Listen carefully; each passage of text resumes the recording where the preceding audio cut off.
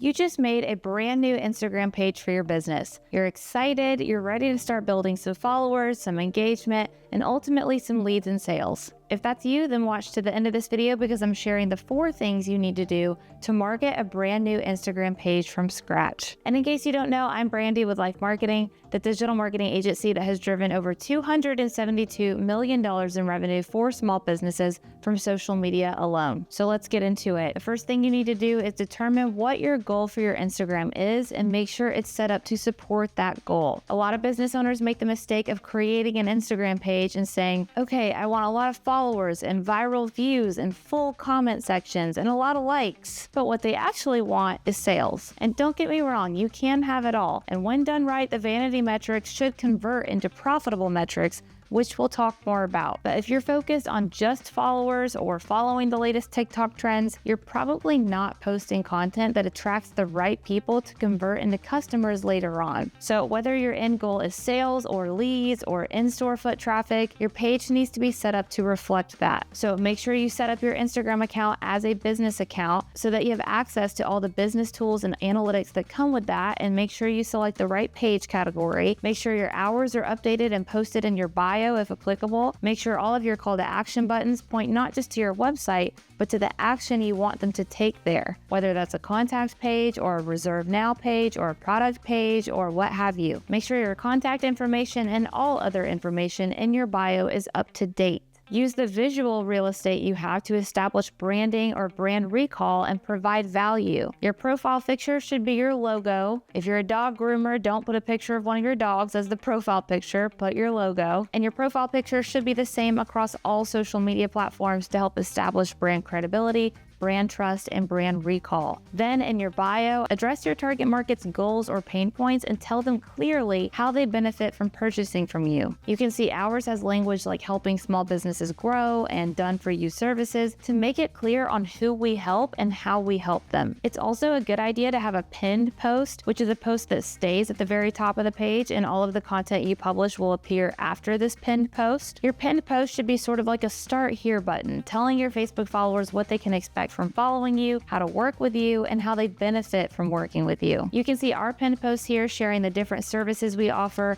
how they help our clients, and how to get started. And on that note, let's get into the second thing you need to do to market a brand new Instagram page. Create a researched organic posting strategy. Posting in and of itself is not a posting strategy. Posting to post is not social media marketing. So let me give you the 3-step rule that we follow that can be used for any business of any industry. You should not post any content unless it meets these 3 requirements. Number 1, it addresses something your audience cares about. If that's not how many awards you've won or how the dishwashers you sell come with the new Turbo Cleaner 3000 or fun facts about golf clubs, stop posting that stuff. Post what your audience actually cares about, which in this case is going to be a goal that they have that your product or service can help them achieve, or a pain point they've been struggling with that your offerings can eliminate. This is why we said you'll need a researched organic posting strategy, because you will need to research your target market and learn everything that you can about their likes, dislikes, goals, and frustrations. Number 2, it has to look nice and branded. Whether it's a graphic, a photo, or a reel, all of your posts need to be easily recognizable with the same aesthetic,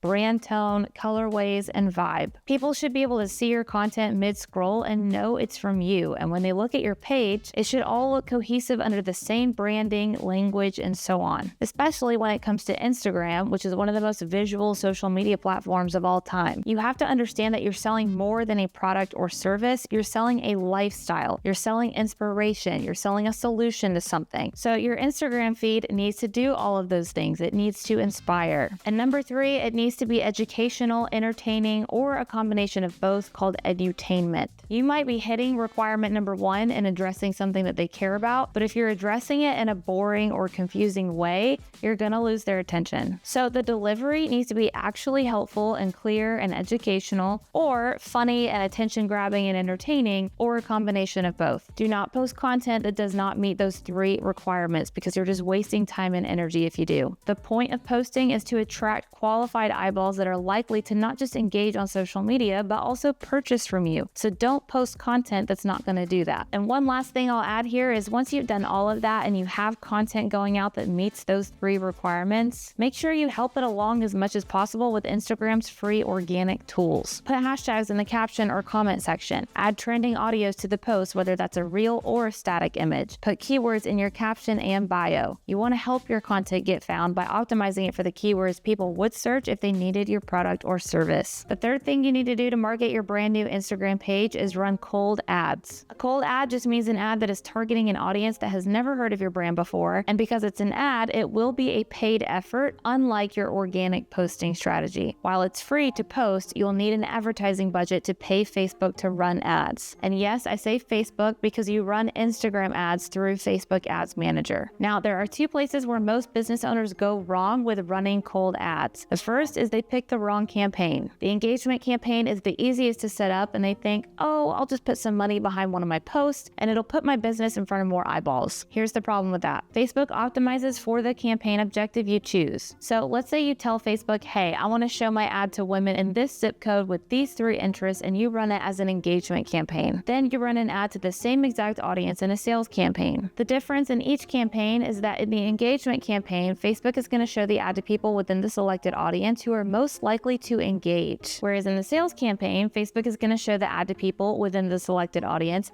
who are most likely to convert. If you run an ad in an engagement campaign and get 500 likes and 0 sales, Facebook's going to call that a win because it's optimizing for engagement. Its goal is engagement. But if you run an ad in a sales campaign and get 2 likes and 50 sales, Facebook is going to call that a win because it's optimizing for sales. So choose the campaign objective that best reflects your goal, which is likely going to be leads or sales. Or if you are in e-commerce, you can set up your Instagram shop as well so that people can shop your products and check out directly on Instagram. Sometimes if people don't have to leave the app they were already on to check out, it increases their likelihood of purchasing. And then in the ad set level, when you're setting up your sales campaign, choose website and shop under the conversion location. This will automatically send people where the algorithm thinks they're most likely to convert, your website or your shop on Facebook or Instagram. The second area most business owners go wrong is in the targeting. There are 2 types of cold audience in particular that we love to use for our clients,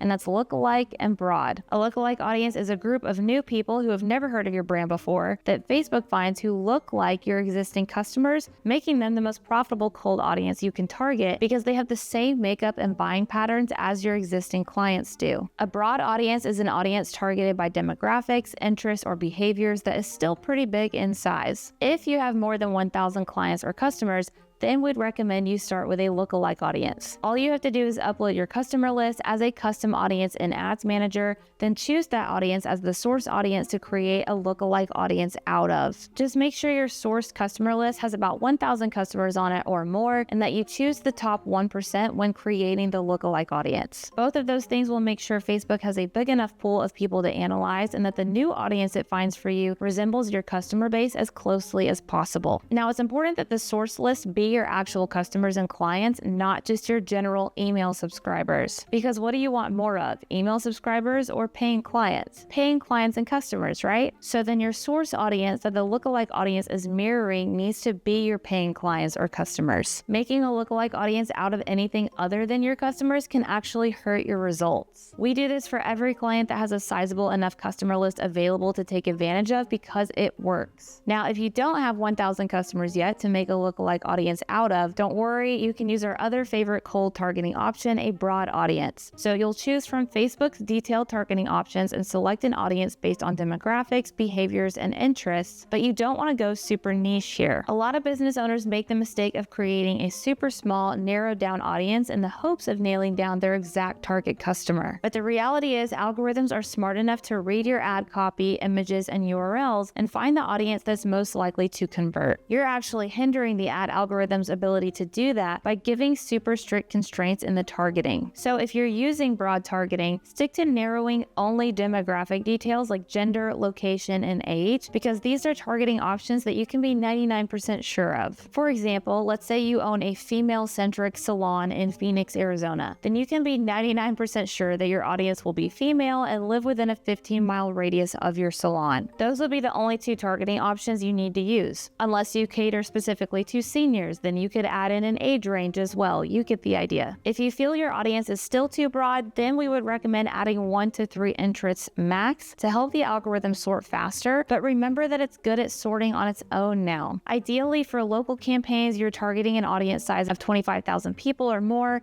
and for national campaigns, you're targeting an audience size of millions of people. And remember, once you've gotten 1,000 or more customers, start using a lookalike audience. Once you've got your cold ads set up and running, it brings us to the fourth and final step you need to take to market your Instagram page: run retargeting ads. Retargeting ads are ads specifically shown to an audience that has already heard of your brand in some capacity. This could be your Instagram followers, Reels views, email subscribers, website traffic, etc. The reason retargeting ads are so important is because statistically, people need to have 7 touch points with your brand on average before they feel comfortable and confident enough to buy from you. And this goes hand in hand with another truth that we know, which is that statistically, people need to have one thing before they can buy from you, and that's trust. The more touch points a person has with your brand, the more trust they're building in your brand. Once they have that trust, then they're more likely to buy from you. See, a lot of business owners make the mistake of throwing up one ad to people who have never heard of their brand prior, and then they're like, why haven't I made $1 million from this? But unless you specifically have a low-priced impulse buy type of product, you are most likely not going to see sales on that first interaction. That's where retargeting ads come in.